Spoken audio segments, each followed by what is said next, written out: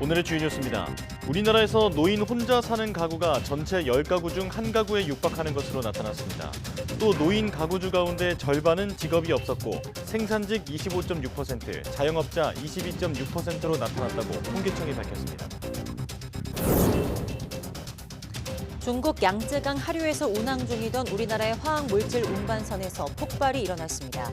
다행히 싣고 있던 벤젠을 하역한 뒤 빈배 상태로 폭발이 일어나 화학물질 오염은 확인되지 않았고 선원 22명은 모두 구조됐습니다.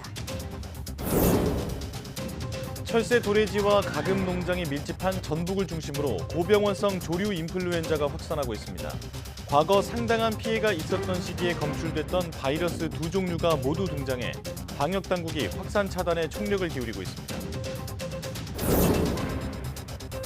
내년부터는 난임 부부가 사는 지역이나 소득 수준과 관계없이 난임 시술비를 지원받을 수 있습니다. 난임 예방을 위한 검진 비용과 냉동 난자를 이용한 보조 생식술 비용 지원도 확대될 예정입니다.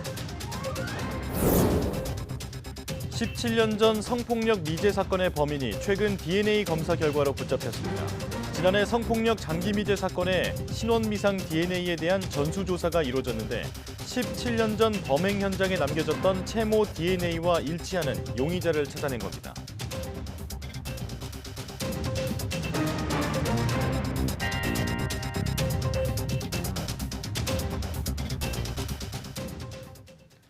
여러분 안녕하십니까? 사이언스 투데이 시작합니다. 북극 한파가 전국을 덮친 가운데 제주와 서해안에는 사흘째 많은 눈이 내렸는데요. 한파에 도로 곳곳이 얼면서 계량기 동파와 눈길 사고 등 폭설 피해가 잇따랐습니다. 오선열 기자입니다.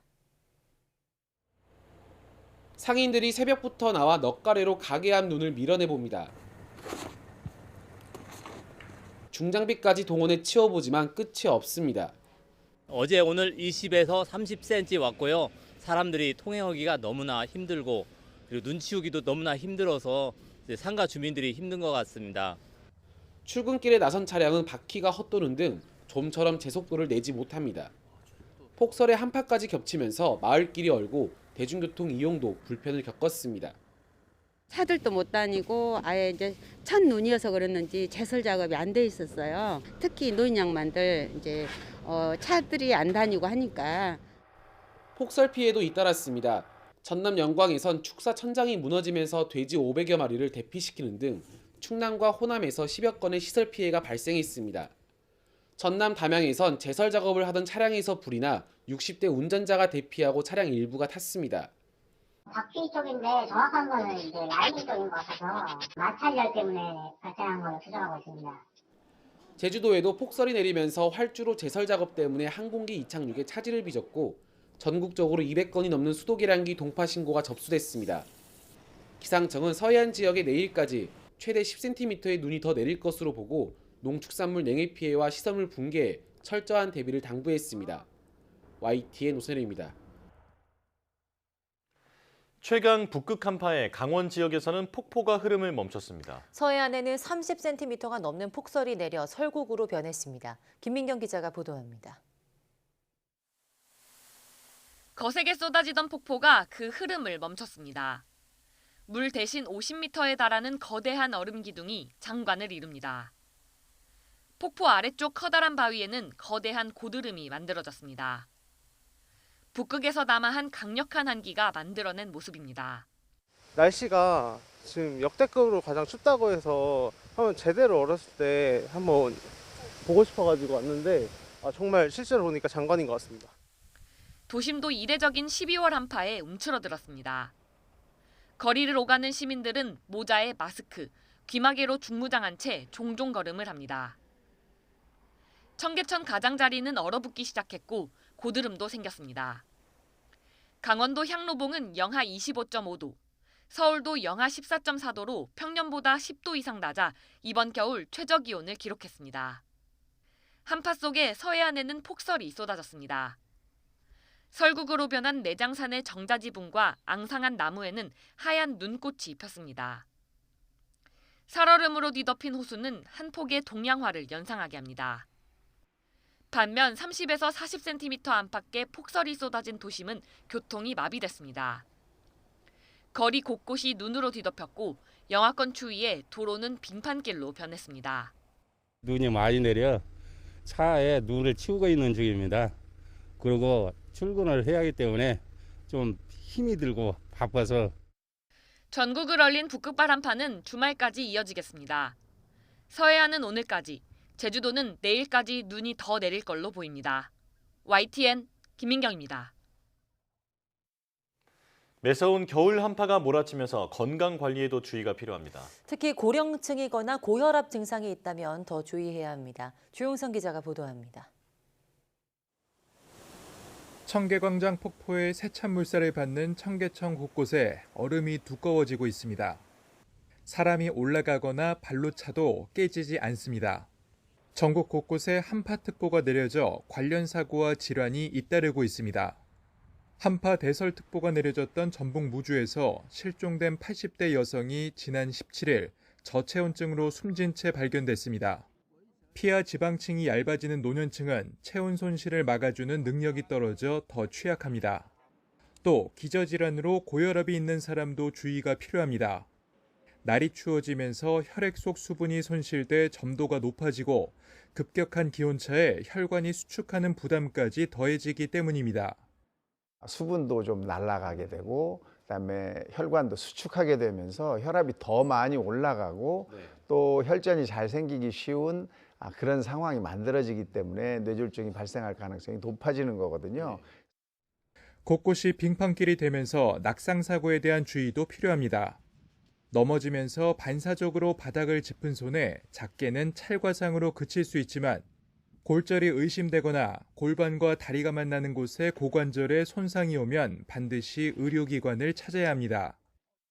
고관절 부위가 골절이 오게 되면요, 걸음을 걷지 못하고 누워있기 때문에 장기적으로 굉장히 큰 위험을 올 수가 있습니다. 손을 주머니에 넣고 이렇게 다니지 말고요, 장갑을 끼시고.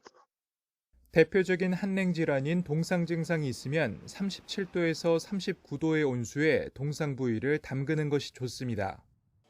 또 술을 마시면 일시적으로 몸이 따뜻해지더라도 체온이 급격하게 떨어질 수 있는데 이때 추위를 인지하지 못해 위험할 수 있으므로 절주가 권장됩니다.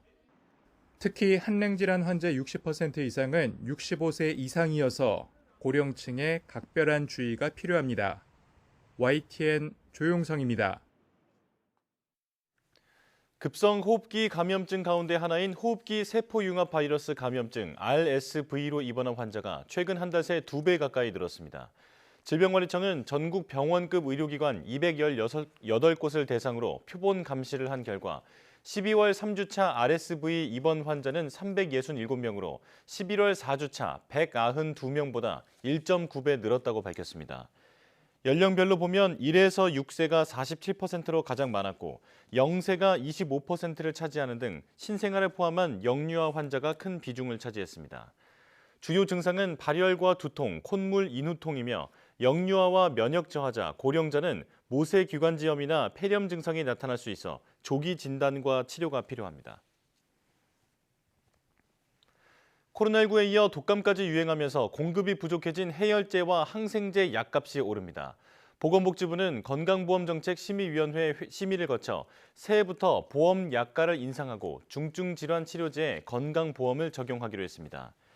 이번 조치로 아세트아미노펜 현타객 해열제 2개 품목과 세프디토렌 피복실, 소아항생제 2개 품목의 보험 약가가 내년 1월 1일부터 인상됩니다. 또 전이성 직결장암 환자 치료제에 건강보험을 적용해 1인당 연간 2,900만 원인 투약 비용이 내년부터 146만 원까지 줄었습니다. 중증의 궤양성 대장염 환자를 치료한 경우에도 건강보험을 적용해 1인당 760만 원에 이르는 투약 비용은 76만 원으로 부담이 낮아졌습니다. 내년부터는 난임 부부가 사는 지역이나 소득 수준과 관계없이 난임 시술비를 지원받을 수 있습니다. 보건복지부는 21일 광역시도와 난임 지원 정책회의를 열어 이러한 방안을 확정했습니다. 난임 부부는 난임 시술 시 건강보험이 우선 적용되고 적용되지 않는 비급여 항목과 본인 부담금 의료비는 지자체가 운영하는 사업에 따라 지역별 소득계층별로 지원이 달랐습니다. 이에 복지부는 지난 7월 수도권을 비롯해 9개 지자체에서 소득 기준을 폐지한 데 이어서 내년 1월에는 추가로 7개 시도로 확대하고 4월에는 강원도까지 폐지해 전국 모든 지자체에서 소득에 관계없이 시술 지원을 받을 수 있게 됩니다. 아울러 내년 2월부터는 난임시술에 대한 건보급여 지원도 확대되면서 신선배아와 동결배아 구별 없이 20회 인공수정 5회까지 더하면 전체 25회까지 난임시술을 지원받을 수 있습니다. 정부가 필수 의료 인력 부족 문제를 해결하기 위해서 의사가 소속 의료기관에 구애받지 않고 지역을 넘나들며 진료할 수 있는 제도를 도입하기로 했습니다. 보건복지부는 경북도청에서 진행한 간담회에서 이 같은 내용이 담긴 공유형 인력 운영 시스템을 갖추겠다고 밝혔습니다. 이를 위해 지역에서 분만을 시행하는 의원과 종합병원 간 분만 진료 협력 모형과 국립대 병원이나 수도권 종합병원 전문의가 중증 진료 공백 지역의 병원에 주기적으로 파견 가는 모형을 활용할 예정입니다. 또 병원이 개원 전문의를 초빙해 인력 공백이 발생한 분야의 진료를 지원하는 인력 운용 방식도 활용할 예정입니다. 고병원성 조류 인플루엔자 확진이 잇따르는 가운데 정부는 철새 도래지가 밀집된 서해안 벨트 확산 차단에 주력하고 있습니다. 이미 2개의 바이러스 유형이 검출된 데다 산란계 농장에서의 확진도 이어지고 있어서 피해가 우려되고 있습니다. 홍상희 기자입니다. 올겨울 국내 고병원성 조류 인플루엔자 AI는 지난해보다 한 달 이상 늦게 발생했습니다. 11월 27일 야생조류에서 AI가 검출된 데 이어 지난 4일 전남 고흥군의 오리농장에서 첫 확진 사례가 나온 겁니다. 하지만 가금농장 첫 발생 이후 13일 만에 발생 건수가 20건을 넘어서면서 확산 속도는 예년보다 더 빠른 추세입니다. 특히 2개의 바이러스 유형이 검출되면서 3,700여 마리를 매몰 처분한 2016년의 피해가 재현될 수 있다는 우려도 나옵니다. 방역당국이 차단 방역에 총력을 기울이는 이유입니다. 과거 사례를 보면 이 2가지가 발생을 하게 되면 피해가 상당히 의심했습니다. 이 H5N6형은 감염이 돼도 발현 자체에 시간이 걸리기 때문에 상당히 그 사이에 전염시킬 가능성이 많은 거죠. 산란계 농장에서의 확진이 늘고 있는 것도 큰 부담입니다. 특히 겨울철새 도래지와 가금농장이 밀집한 전북 지역을 중심으로 AI가 확산하고 있습니다. 정부는 전남, 충남, 경기 지역 등 서해안 벨트로의 확산 차단을 최우선으로 하고 있습니다. 산란계 밀집단지 10개소, 대규모 산란 농가 10만 수 이상 농가 등에 대한 방역 관리를 집중하고 있고요. 여찰 검사를 대폭 확대하고 철새 도래지 주변 농가 등 위험 농가를 중심으로 집중적인 소독을 실시하고 있습니다. 예년 사례로 봤을 때 조류 인플루엔자 확산세가 가장 두드러졌던 건 1월과 2월입니다. 방역당국은 농장에 출입하는 모든 차량의 소독과 축사에 들어가기 전 장화 갈아 신기 등 방역 수칙을 반드시 지키고 의심 증상이 보일 경우 즉시 신고해 줄 것을 당부했습니다. YTN 홍상입니다.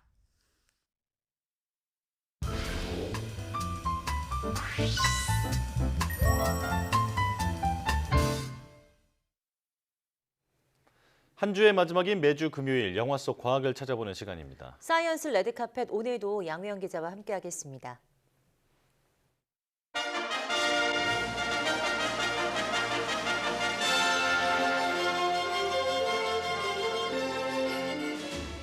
사이언스 레드카펫 양우영입니다. 오늘 만나볼 작품은 영화 노량 죽음의 바다입니다. 명량 한산에 이은 이순신 3부작의 마지막 작품이자 이순신의 마지막 전투였던 노량해전을 다루는 영화죠. 키워드와 함께 자세히 살펴보겠습니다. 첫 번째 키워드는 마지막 해전입니다. 이 영화는 임진왜란 7년의 종지부이자 동북아 역사상 최대의 해상 전투, 그리고 또 충무공 이순신이 죽음을 맞이한 마지막 전투인 노량해전을 다루고 있죠. 거기에 이 한국인이라면 모두가 알고 있는 이순신의 죽음까지 영화에는 담아내야 하는데 이런 부담 속에서도 이 영화는 지난 10년의 여정을 묵묵히 마무리해냅니다. 임진왜란 발발로부터 7년이 지난 1598년 도요토미 히데요시는 조선에서 철군하라는 말을 남기고 사망합니다. 도망치려는 왜군의 퇴로를 막아 섬멸하려는 이순신 장군과 달리 명나라 도독 진리는 왜군에게 퇴로를 열어주려고 합니다.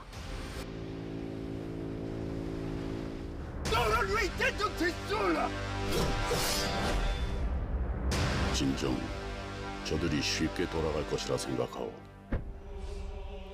하지만 왜군들은 철군을 핑계 삼아 이순신을 해하려는 계략을 꾸밉니다. 我らが形に帰らねばならぬ由はまさに今李承信の討ち取らねばなりませぬ。 심상치 않은 분위기를 감지한 이순신은 결국 500척의 왜군과 앞뒤로 대치하는 상황에 처하게 되는데요. 오늘 밤이요. 이곳 남해 노량에서 적들을 맞이할 것이오. 멀리서 지켜보던 명나라 해군까지 참전하면서 동아시아 역사상 최대 해전으로 기록된 노량해전이 시작됩니다. 반드시 놈들을 열도 끝까지라도 쫓아서 기어이 완전한 항복을 받아내어야 한다.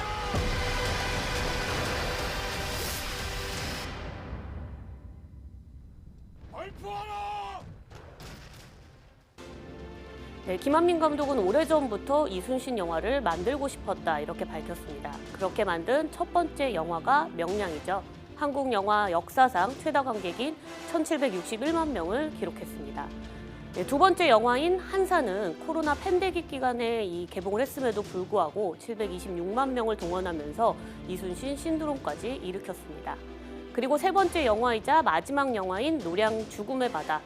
만약에 이 죽음의 노량이 513만 명을 넘기게 되면 이순신 3부작은 범죄도시에 이어서 합산 3천만 명을 돌파하는 두 번째 시리즈가 될 전망입니다. 하지만 올해 한국 영화, 이른바 블록버스터라고 불리는 영화들은 사실상 모두 흥행에 실패했습니다. 그래도 서울의 봄이 흥행 분위기를 이어가고 있는 와중에 이 노량이 개봉을 했기 때문에 이 분위기 또한 다시 이어갈 수 있다는 전망이 나오고 있는데요.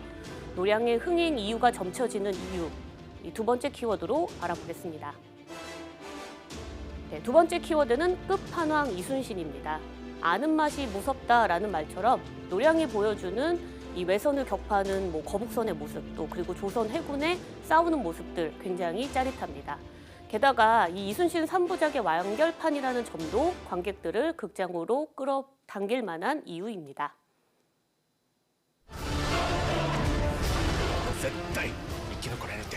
단 12척의 배로 수백 척의 왜군을 함몰시켰던 명량대첩. 아직 신에게는 12척의 배가 남아있사옵니다.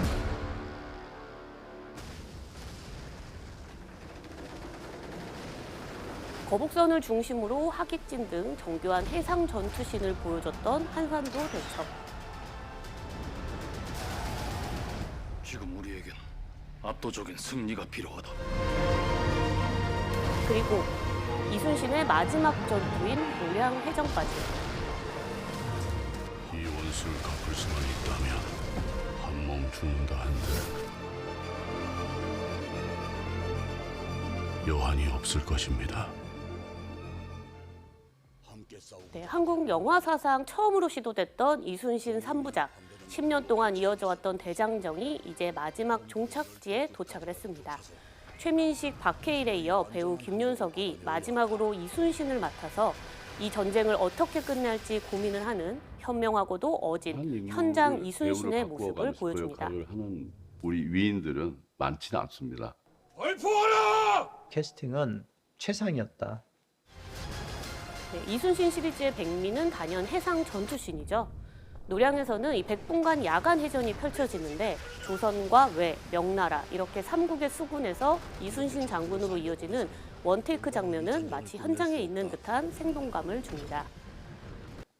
또 한산 때부터는 VF 기술을 도입했던 김한민 감독은 이 평창 동계올림픽 당시 사용했던 강릉 아이스링크장에 실제 크기의 판옥선을 만든 뒤 촬영을 했고요. 후반 작업을 통해서 압도적 규모의 해전을 스크린에 구현해냈습니다.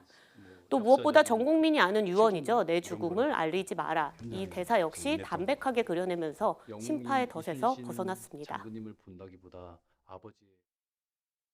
어쨌든 노량해전은 어떻게 보면 당시에 세계사적으로 아마 최고의 어떤 최대 대전의 어떤 해전이었고, 그리고 그 해전을 통해서 이순신 장군께서 우리에게 남기려고 했던 어떤 메시지, 이런 것들이 같이 느껴질 수 있도록 최선을 다해서 만들려고 했던 작품입니다. 그 7년 동안 하고 난 뒤에 이 뒤를 어떻게 이것을 올바르게 끝맺음을 낼 것이냐. 그리고 다시 또 이 강산에 이들이 다시 넘보지 않으라는 법이 없기 때문에 이 부분을 어떻게 준비할 것이냐. 이 부분을 감독님하고 가장 많이 얘기했던 것 같아요. 이순신 시리즈의 대미를 장식하는 영화 노량 죽음의 바다를 보고 왔는데요. 어떤 과학 이야기가 숨어 있을지 양혜영 기자와 이야기 나눠보겠습니다.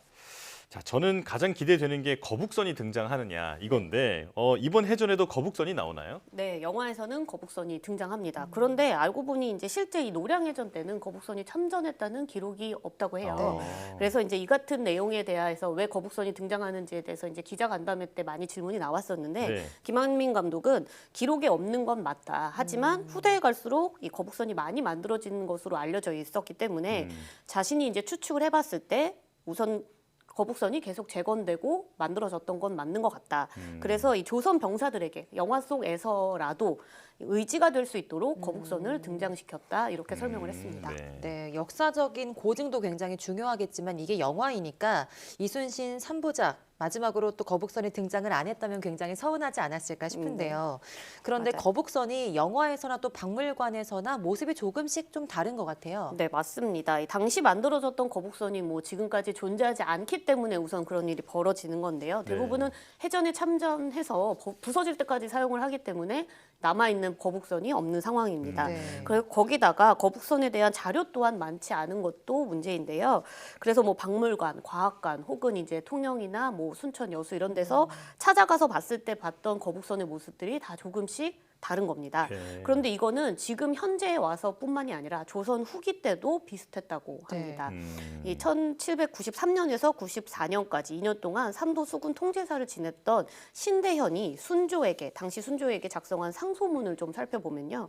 이름만 거북선이지 다른 배들과는 다름이 없고 거북선 자체가 사용하기 불편한 것으로 확인이 됐다면서 앞으로 거북선을 만들거나 개조할 때는 꼭 충무 전서에 나오는 대로 만들어야 한다. 이렇게 상소문을 썼는데요.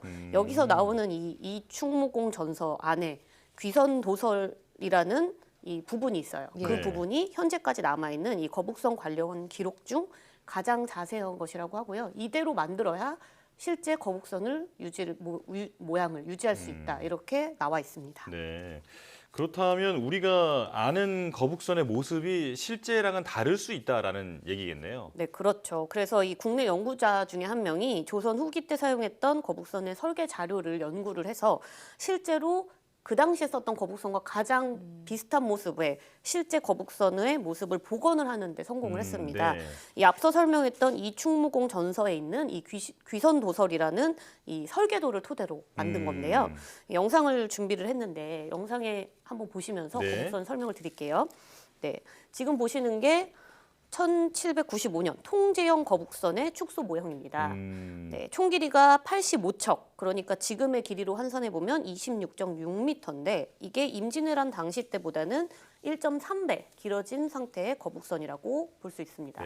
이 영상으로만 봐도 아시겠지만 우리가 알던 거북선 3충 지붕하고는 좀 모습이 다릅니다. 우리는 지붕 전체가 둥글 형태로 철제가 이렇게 박혀 있는 모습을 우리가 떠올리잖아요. 그런데 복원을 한 거북선은 3층 가팡 중앙 부분만 판자를 세우고 거기에다가 둥근 지붕을 올린 형태라고 보시면 됩니다. 이렇게 만들어야지만 무게가 가벼워지고 또 무게가 어느 한쪽으로만 쏠리지 않아서 배가 침몰할 가능성을 줄여줄 수 있기 때문이라고 하는데요. 또 복원을 통해서 새로 알게 된 사실 중에 하나가 이 거북선에 총 182명 정도가 탈 수 있는 것으로도 확인이 되었고 1층에는 이 조선 수군이 한 달 동안 먹을 수 있는 군량, 그러니까 61석, 군량 61석이 함께 실렸을 것으로 분석이 됐습니다.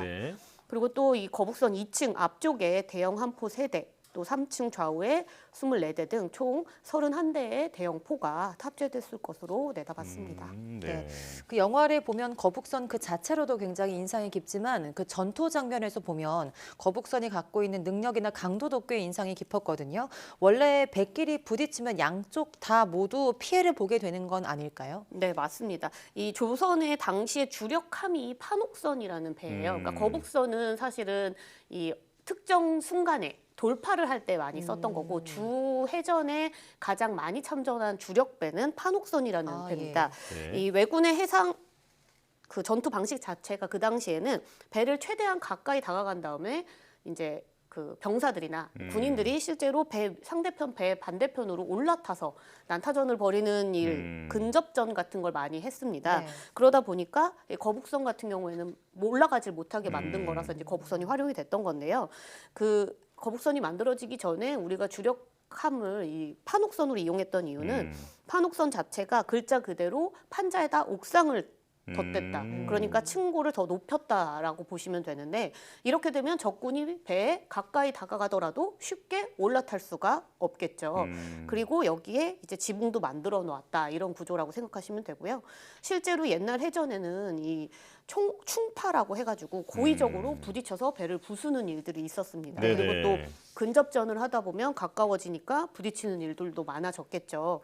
그런데 일반 목선들은 대부분 그러니까 나무 배들이죠. 나무 배들은 이제 두께가 한 7cm였는데 판옥선 경우에는 13cm 정도 두께의 아주 두꺼운 단단한 소나무를 사용해서 만들었다고 합니다. 네. 그러다 보니까 조선의 판옥선이 배끼리 부딪히는 충파라는 어떤 공격법에 굉장히 최적화돼 있었던 이 배였다는 걸 알 수 있고요. 네. 또 왜군의 배는 바닥이 굉장히 뾰족한 첨저선이라는 형태를 띠었지만 조선의 판옥선은 바닥도 평병했기 때문에 또 충돌했을 때 무너지거나 부서지는 경우가 좀 덜했다고 합니다. 네. 또 다른 이 판옥선이 강력했던 이유 중에 하나는 이 못을 꼽을 수가 있는데 왜군 같은 경우에는 쇠못을 이용해서 단단하게 우선 배를 만들었습니다. 네. 하지만 조선의 판옥선은 이음새 부분에 오히려 나무못을 사용을 했어요. 예. 그러면 딱 듣기에는 당연히 쇠못이 더 단단하고 더 좋을 것 같잖아요. 하지만 물에 들어갔을 경우에는 나무가 이 밀도가 그러니까 부풀어지는, 그러니까 뚱뚱해진, 물을 흡수해서 뚱뚱해진다고 생각하시면 되는데 밀도가 높아지기 때문에 이음새 부분을 더 강력하게 단단하게 만들어줘서 더 이 판옥선의 튼튼함을 더 올려주는데 쇠못 같은 경우에는 바닷물이랑 만나는 거잖아요. 네. 그러다 보니까 녹쓰는 경우가 많아서 오히려 오랫동안 해전에 나가게 되면 배가 점점 더 약해지고 그래서 충돌에 또 약한 이 특징을 가지고 있었다고 합니다. 그렇군요. 조선 수군이 왜군을 격파할 수 있었던 데에는 이순신 장군의 리더십뿐 아니라 과학도 큰 몫을 했다는 걸 알게 된 시간이었습니다. 양회영 기자와 함께했습니다. 고맙습니다.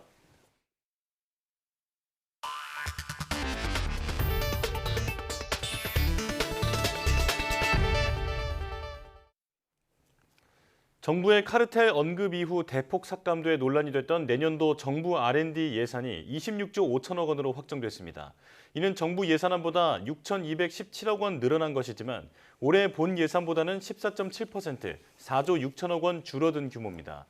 증액된 예산 대부분은 학생연구원을 비롯한 연구 현장의 고용 불안 우려를 해소하는 데 투입된다는 게 정부의 설명입니다. 과학기술정보통신부는 21일 국회 본회의 의결을 거쳐서 2024년 정부 R&D 예산이 26조 5천억 원, 과기정통부 예산은 18조 5,625억 원으로 확정됐다고 밝혔습니다. 증액된 주요 R&D 예산에는 계속과제와 창의연구 등을 포함한 기초연구사업에 1,528억 원을 추가 지원하고 450억 원을 투입해 글로벌 인재로 성장할 수 있도록 박사 후 연구원 연구사업이 신설됐습니다.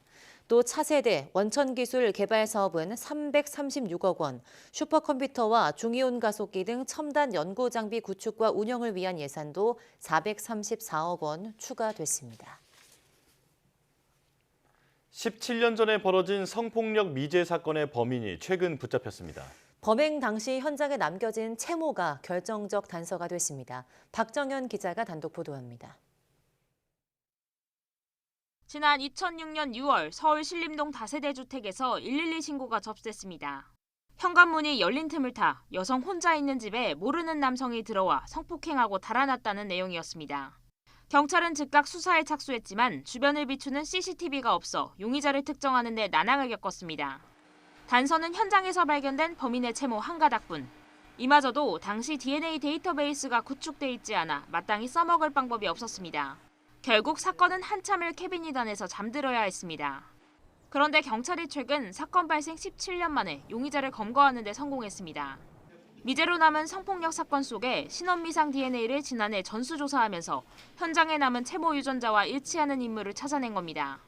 2010년부터 시행된 현행법으로 살인이나 강도, 성폭행 등 강력범죄를 저질러 유죄 판결을 받거나 구속된 피해자들 DNA를 채취해 보관하고 있는데 용의자인 70대 남성 A씨가 2011년 다른 강도 범죄로 실형을 살게 되면서 데이터베이스에 유전 정보가 등록된 사실을 최근 경찰이 밝혀낸 겁니다. 성폭력 사건은 한 여성의 인생을 송두리째 앗아갈 수 있는 중대한 사건이기 때문에 어떻게든 끝까지 범인을 잡겠다는 생각으로 수사에 임했습니다. 다만 DNA는 어디까지나 간접 증거일 뿐 직접 증거로 인정되지는 않고 A씨도 범행을 강하게 부인하고 있어 혐의 입증을 위한 추가 조사가 불가피합니다. 경찰은 당시 사건 기록을 재검토하고 추가 피해자가 있는지 등을 수사한 뒤 A씨를 검찰에 넘길 예정입니다. YTN 박정현입니다. 중국산 구기자 등을 국내 유명 산지에 산한 제품으로 속여 판 유통업자들이 적발됐습니다. 전형적인 포대가리 수법으로 두세 배 높은 이득을 챙긴 것으로 파악됐는데 범행을 강하게 부인하면서 법원이 증거인멸을 우려해 구속영장까지 발부했습니다. 이문석 기자입니다. 인터넷 쇼핑몰에서 청양 구기자 파는 업체를 찾아가 봤습니다. 제품 원산지가 국내산 100%로 쓰여 있습니다. 무작위로 제품을 가져가 분석했더니 모두 외국산이라는 결과가 나왔습니다. 창고에선 중국산 구기자 더미가 발견됐습니다. 이렇게 청양산으로 거짓 표기된 중국산 구기자 11톤가량이 경북 한 통신 판매 업체를 통해 전국에 팔려나갔습니다. 이 업체가 직접 구매한 중국산 구기자는 10%가량, 나머지 90%는 다른 지역 오래 묵은 국내산 구기자로 알고 한약재 도매업자한테 속아 산 거로 조사됐습니다. 하지만 속아서 샀든 국내산을 샀든 원산지를 속여 팔았다면 똑같이 위법이라는 설명입니다. 청양산 구기자가 전국의 구기자 산지로 유명하다 보니 이 명성을 이용해서 청양산 100%로 판매를 했고 따라서 이 부분이 원산지 표시 위반에 해당돼서 해당 판매업체는 같은 수법으로 중국산 여주 3톤을 천안산으로 속여 판 혐의도 받고 있습니다. 이번에 적발된 통신 판매업자와 한약재 도매업자가 부당하게 거둔 이득은 2억 5천만 원으로 추정됐습니다. 국립농산물품질관리원은 둘 다 범행이 명백한데도 혐의를 부인하고 증거인멸까지 시도한 탓에 모두 구속됐다고 전했습니다. 또 공범 3명을 불구속 입건하고 같은 한약재 도매업자한테 중국산 구기자를 산 다른 유통업자들을 더 조사하고 있습니다. YTN 이문석입니다. 우리나라 10가구 가운데 한 가구꼴로 노인 혼자 사는 가구인 것으로 나타났습니다. 통계청이 발간한 통계플러스 겨울호를 보면 지난해 전체 가구 가운데 65세 이상 노인이 혼자 사는 가구가 8.7%를 차지했습니다. 또 가구주가 65세 이상 노인인 가구 비율은 전체의 24.1%로 4가구 중 한 가구꼴인 것으로 나타났습니다. 또 노인 가구주 가운데 절반인 49.9%가 직업이 없었고 생산직이 25.6%, 자영업자가 22.6%로 뒤를 이었습니다. 중국 양쯔강 하류에서 운항 중이던 우리나라의 화학물질 운반선에서 폭발 화재가 발생했습니다. 주중 한국대사관 관계자는 21일 오후 3시 10분쯤 장쑤성 수퉁대교 인근에서 한국 선적인 뉴브라이트호가 폭발한 뒤 불이 붙었다고 밝혔습니다. 이어 진화 작업과 함께 선원 22명이 오후 4시 50분쯤 모두 구조됐고 이 중 한국인 4명의 건강 상태도 양호하다고 전했습니다. 현지 매체들은 사고 선박이 중국 창저우에 벤젠을 하역한 뒤 빈배로 회항하던 길에 사고가 났다며 화학물질 오염은 확인되지 않았다고 보도했습니다. 현지 당국은 사고로 기울어진 선박을 인근 항구로 예인해 폭발 원인 등을 조사하고 있습니다. SNS로 교류하며 유대 관계를 쌓은 뒤 연인 행세를 하면서 돈을 뜯는 사기 수법을 로맨스 스캠이라고 부릅니다. 미군이나 의사를 가장해 무려 19억 원대를 가로챈 외국인 조직이 붙잡혀 검찰에 넘겨졌는데요. 사랑한다는 고백에 속아 넘어간 피해자는 남녀를 가리지 않았습니다. 윤태인 기자입니다. 차들이 빠르게 지나가는 도로 한복판. 사람들이 신호를 무시한 채 뛰어갑니다. 앞서가던 남성이 덜미를 잡히더니 두 사람에게 완전히 제압당하고 나서야 위태로운 추격전은 마무리됩니다. SNS로 연인인 척 접근해 돈을 뜯어내는 이른바 로맨스 스캠 조직의 인출책입니다. 이들 조직은 인스타그램과 같은 SNS에서 사람들에게 말을 걸며 범행 대상을 물색했습니다. 시리아에 파견된 미군이나 의사, 기업가 등 내세운 신분도 그때그때 달랐습니다. 환심을 사는 데 성공해 연인 관계로까지 나아가면 이런저런 핑계를 대며 급히 돈이 필요하다고 요구하고 나섰습니다. 두바이 출장 중에 짐을 분실했는데 못 받은 월급에 대해서 받아야 되는데 본인의 이제 은행 계좌가 막혔다. 그래서 이 은행 계좌를 풀려면은 소정의 돈이 필요하다. 하지만 모두 거짓이었습니다. 나이지리아와 앙골라 등 아프리카에서 국내에 건너온 남성들로 총책과 인출책 등 역할을 정해 사기 행각을 저질렀습니다. 경찰 조사 결과 지난 1년 동안 피해자만 30명, 피해 금액은 19억 원에 이릅니다. 온라인으로 전해진 사랑의 미러에 남녀를 가리지 않고 속아 넘어갔습니다. 가장 큰 피해를 본 30대 여성은 무려 64차례에 걸쳐 3억 1,500만 원을 만난 적도 없는 외국인에게 송금한 것으로 확인됐습니다. 인스타로 하다가 카톡으로 넘어가고 그러면서 좀 더 진지한 대화도 하고 이제 친분이 쌓이면 이제 호칭도 서로 애정관계의 호칭도 사용하고 가까운 사이가 되면 이제 자기의 이제 행보에 대해서도 얘기해주고 이제 행보 중에 이러한 우연한 사고를 가장하면서 이제 돈을 요구하는 그런 단계로 넘어가는 범죄죠. 경찰은 조직원 13명을 모두 구속해 검찰로 넘기고 나이지리아 출신 해외 총책은 인터폴 적색 수배를 내려 추적하고 있습니다. YTN 윤태인입니다. 아, 굿바오 이쁘니.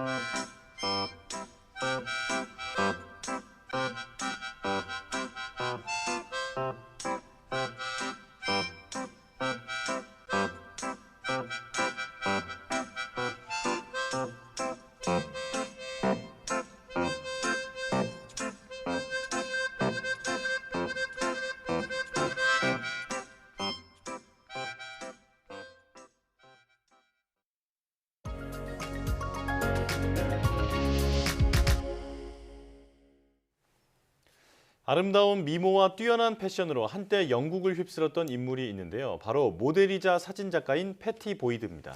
당시 영국에서 여성들의 뮤즈로 불리며 공개적인 삼각관계로도 큰 이슈를 몰았던 인물인데요.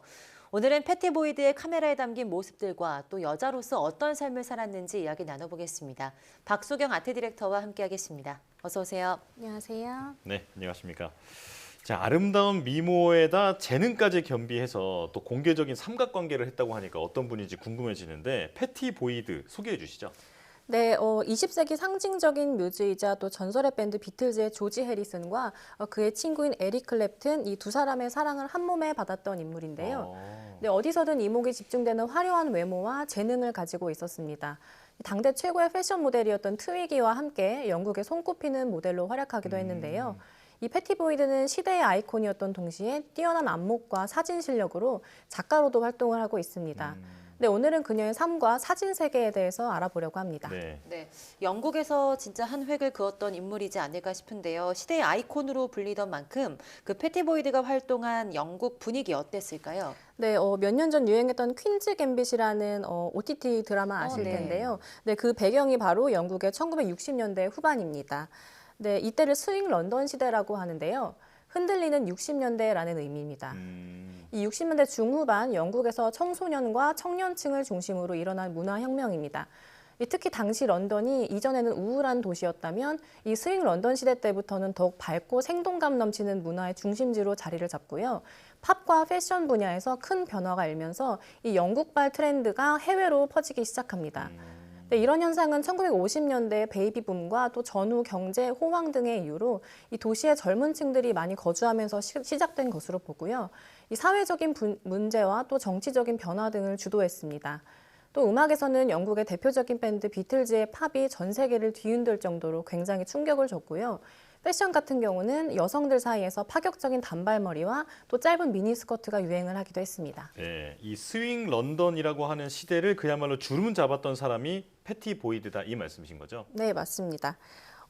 이 당시 영국 출신 모델 트위기가 세계적으로 인기를 끌었는데요. 이 천진난만한 외모와 작은 체구의 모델이었던 트위기는 이 시대를 대변하는 대중적인 스타일을 선도했습니다.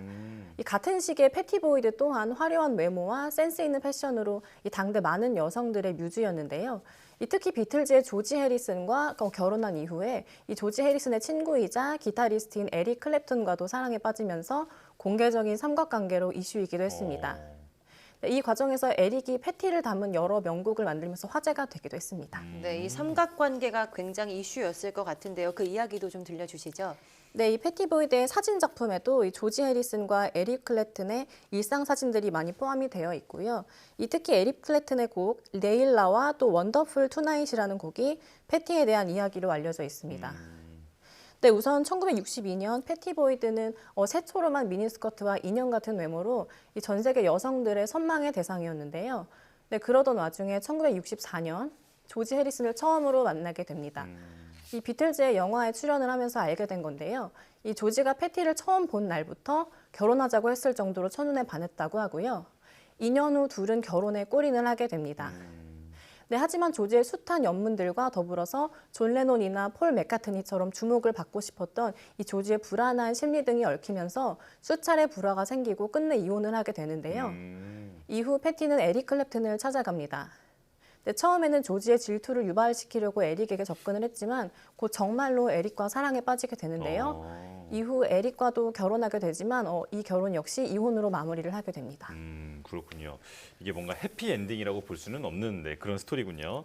자, 두 천재 뮤지션의 사랑을 한 몸에 받았지만 정말 우여곡절이 많았던 것 같은데 이 패티 보이드는 이 시간들을 지금 어떻게 회고하고 있나요? 네, 이 패티 보이드는 두 천재가 나를 위해 노래를 했고 그럴수록 나의 인생은 아팠다라는 이야기를 남겼는데요.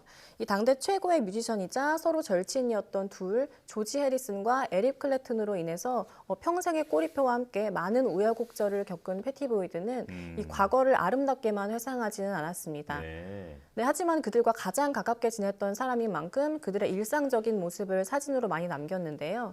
이 패티는 패션에도 안목이 높았던 만큼 사진을 찍을 때도 특유의 시선이 있었습니다. 이 모델 일을 하면서부터 사진을 찍기 시작했던 패티는 자신이나 주변 지인들의 모습을 줄곧 담았는데요. 이후 미국에서 My Life in Picture라는 사진집을 출간하면서 이런 이야기를 했습니다. 나는 항상 사진집을 내고 싶었다. 사진은 말보다 더 큰 의미를 갖고 있기 때문이다. 네, 패티의 젊은 시절은 사실 굉장히 할 말도 또 탈도 많았던 시간이었을 텐데요.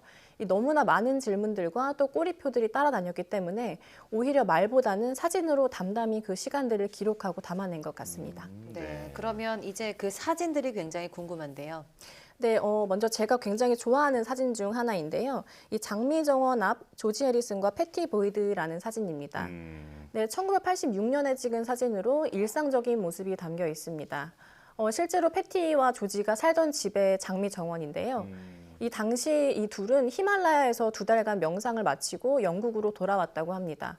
네, 그런데 하루는 날씨가 너무 좋았는데 마침 패티가 키우던 장미가 꽃을 피웠고 그 정원 앞에서 조지와 함께 사진을 찍고 싶었던 패티는 삼각대를 설치합니다. 이 패티가 조지 여기 서서 카메라를 좀 봐라고 외쳤는데 이 타이머가 너무 오래 걸려서 조지는 끝내 시선을 돌렸고요. 이 패티는 조지가 음악에 대해서 고민을 하나 보다 하고 생각했다고 합니다. 네, 그런 모습들이 포착된 사진인데요. 저는 이 작품을 몇 년 전 우리나라에서 열렸던 패티 보이드의 사진전에서 처음 봤습니다. 네. 이 패티 보이드가 젊은 시절 참 많은 언론과 또 파파라치에게 시달렸을 텐데 이 사진은 그런 강압적이고 또 인조적인 분위기에서 벗어난 정말 내추럴한 둘의 모습을 담은 느낌이었고요. 이 배경에 붉은 장미와 또 화장기 하나 없는 얼굴, 또 대충 묶은 머리 등이 솔직하고 어린 모습을 보여주는 것 같아서 무척 감명 깊었던 기억이 납니다. 아, 예. 자, 그런가 하면 또 자신의 모습을 담은 사진들도 많이 있다면서요? 네, 맞습니다. 이 패티 보이드가 모델 당시 찍었던 자신의 일상적인 모습들도 굉장히 매력적인데요. 이 패티는 언제나 카메라를 들고 다니면서 자신과 주변 지인들의 사진을 찍었지만 직업으로서 이 사진들을 대중에게 공개할 생각은 못했었다고 하거든요. 네, 그런 자연스러움이 더욱 사진에서 잘 드러나는 것 같습니다. 이 시대의 아이콘으로서 어떤 만들어진 표정이나 연출이 아니라 그저 한 명의 해맑은 소녀처럼 자유로워 보이는 패티보이드의 모습이 한층 더 눈길을 끄는 작품들입니다. 네, 오늘 또 패티보이드 사진 집에 가서 더 찾아봐야 될 것 같습니다. 박수경 아트 디렉터와 함께했습니다. 고맙습니다. 고맙습니다.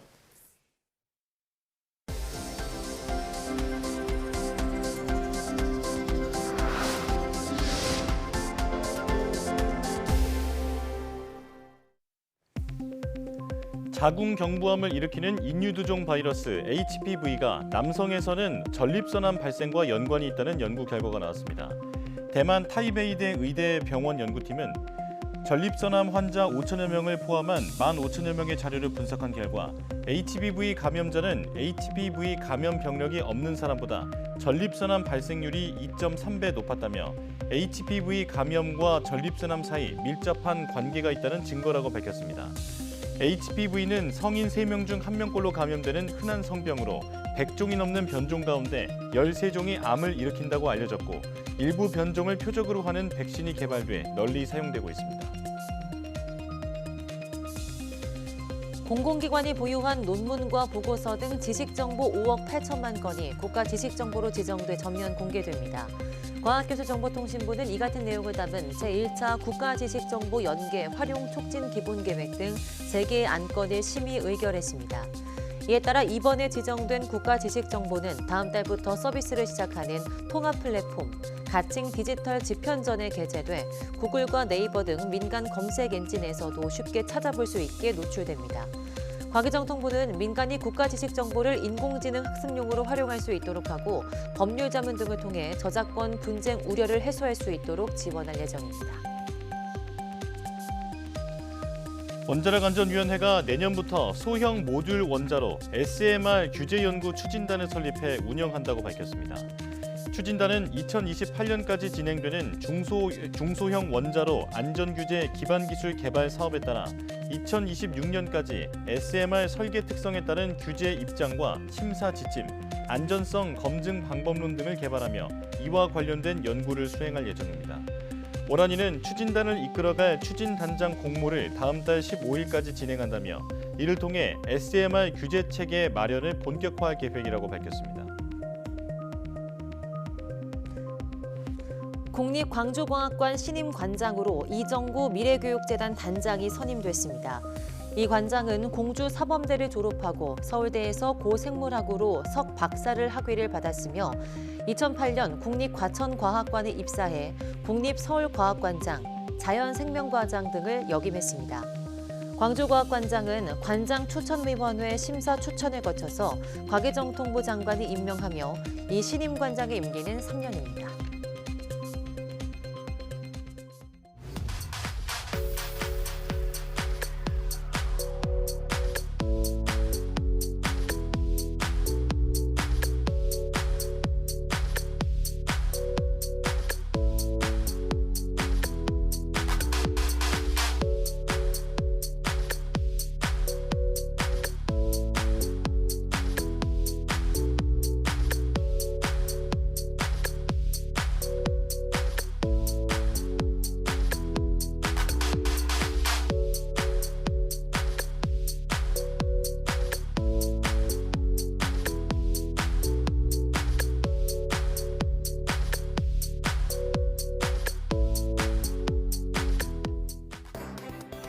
올해 성탄절에는 눈 소식이 들려오면서 8년 만에 화이트 크리스마스 기대감이 커지고 있습니다. 강력한 추위도 성탄절 이후부터는 점차 누그러지겠는데요. 소복하게 쌓이는 눈만큼이나 포근하고 마음 충만한 성탄 연휴 보내시기 바랍니다. 네, 뉴스 마칩니다. 시청해주신 여러분 고맙습니다.